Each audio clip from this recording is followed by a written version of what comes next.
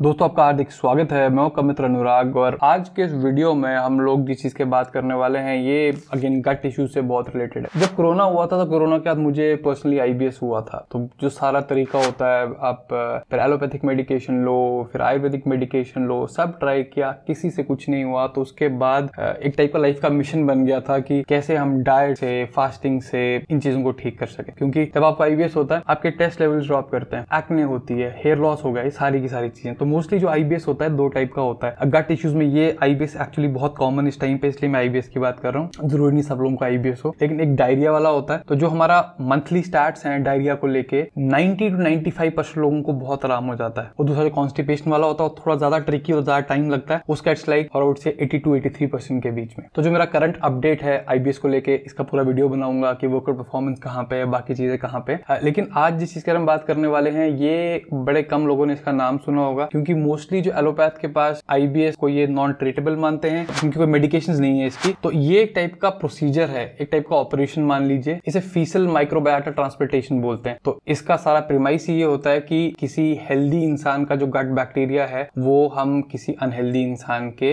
पेट में डाल दें ताकि उसका पेट भी ठीक हो जाए। अब मैं आपको एक और चीज बता देना चाहता हूँ कि अगर आपको कोई भी गट का इश्यू है तो हमारे पास ना एक we have this gut brain access. तो ये चीज मेरे ख्याल से जिंदगी में हर किसी ने फील जरूर की होगी किसी न किसी कैपेसिटी में, कि जब वो बहुत नर्वस हो जाते हैं तो वॉशरूम जाने का मन करता है। किसी को कम होता है, किसी को ज्यादा होता है। तो सेम केस होता है। मान के चलिए अगर एक सीरियस इन्फेक्शन है, जैसे कोरोना थी, ठीक है, या फिर किसी को कुछ लोग एक्ने ठीक करने के लिए कुछ मेडिकेशन खाते हैं, कुछ बड़ी स्ट्रॉन्ग एंटीबायोटिक्स खाते हैं, लाइफ में बहुत स्ट्रेसफुल इवेंट होता है। तो मेरे अपने एक्सपीरियंस में, और मेरे ख्याल से बहुत कम लोग इंडिया में होंगे जो मुझसे ज्यादा क्लाइंट्स डील कर रहे होंगे गट के केस में बात कर रहा हूँ, न्यूट्रिशनल एस्पेक्ट में। तो अब इससे क्या होता है, एक्सपीरियंस बहुत हो जाता है लोगों से बात करके, उनके एक्सपीरियंस देख के कि इससे क्या हुआ था। तो मैं ये 3-4 चीजें बता सकता हूँ कि गट इश्यूज मोस्टली लोगों को इस करके ही होते हैं। और हमेशा जब भी इसको सॉल्व किया जाता है तो किसी दवाई सप्लीमेंट से ठीक करने की कोशिश की जाती है, लेकिन कुछ होता है नहीं। तो मैं बात कर रहा था गट ब्रेन एक्सेस की। तो अगर आपको एंजाइटी का इश्यू होता है, मैं नहीं कह रहा एंजाइटी का इश्यू 100% गट इश्यू है, हो भी सकता है, यू नेवर नो, लेकिन डिप्रेशन है, कुछ और चीजें हैं। मैं अगेन ये भी नहीं कह रहा कि डिप्रेशन कंप्लीटली एक गट इश्यू है, लेकिन मेरे ख्याल से गट का बहुत बड़ा इंपॉर्टेंट पार्ट है। क्योंकि पर्सनली जब मुझे आईबीएस हुआ था और मेरे बहुत सारे क्लाइंट्स को जब ऐसा होता है, थोड़ा लाइफ का डिप्रेस्ड फील होना बड़ा नॉर्मल हो जाता है। और मैं हमेशा एक बात बोलता हूँ कि आइडली कोई भी चीज है, अगर जब तक हम उसके पीछे की बायोलॉजी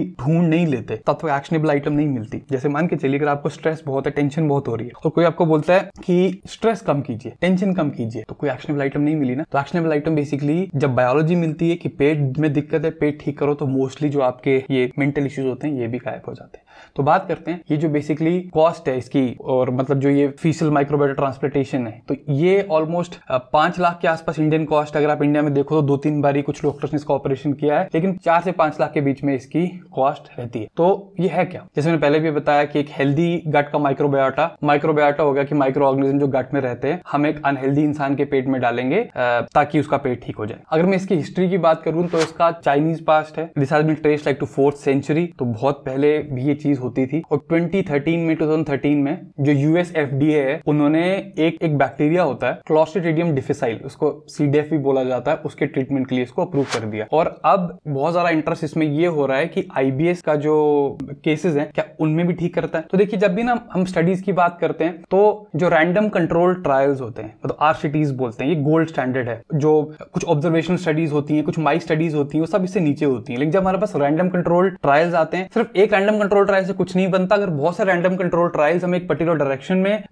पॉइंट करते हैं तो हम कह सकते हैं कुछ लेवल ऑफ सर्टेनिटी से, क्योंकि साइंस कभी सर्टेनिटी से बात नहीं करती, साइंस हमेशा बात करती है हो सकता है। तो इसलिए पर्सनली मेरे लिए अगर कभी किसी इंसान को मिलता हूं, इज लाइक वेरी श्योर ये काम करेगा, मेरे लिए रेड फ्लैग हो जाता है। क्योंकि जितने लोग मैं जानता हूं जो बहुत वेल रेड होते हैं, जिनको बहुत इंफॉर्मेशन होती है किसी चीज के बारे में, हमेशा इफ एल्स करके बात करते हैं कि ऐसा होगा तो ऐसा हो सकता है, ऐसा होगा तो ऐसा हो सकता है। तो मैं आरसीटीज की बात क्यों कर रहा हूं, क्योंकि बात है इस ट्रीटमेंट की और आईबीएस की। तो मेरे पास अभी एक मेटा एनालिसिस है। मेटा एनालिसिस का मतलब ये होता है कि बहुत सारे आरसीटीज हैं। वैसे अगर किसी को बड़े अच्छी स्टडीज पढ़नी हो तो कॉकरेन करके एक डेटाबेस है, वहां पे लाइक बहुत ही हाई क्वालिटी स्टडीज आती हैं, मोस्टली आरसीटीज होते हैं, मेटा एनालिसिस होते हैं, जिन पे आप बड़े आराम से ट्रस्ट कर सकते हैं, रादर देन कि कोई सिंपल वन ऑफ स्टडी होगी नहीं। तो कॉकरेन is a very good database that you guys can search. मतलब बाकी पबमेड भी है, गूगल स्कॉलर भी है, लेकिन कॉकरेन इज लाइक टॉप नॉच। तो इसमें क्या देखा गया था, इसमें ये देखा गया था कि 742 साइटेशंस देखी गई थी अलग अलग डेटाबेसेस में। उनमें से से 7 जो थी वो रेलेवेंट थी, जिनमें से 4 स्टडीज ऐसी थी जिन्होंने 254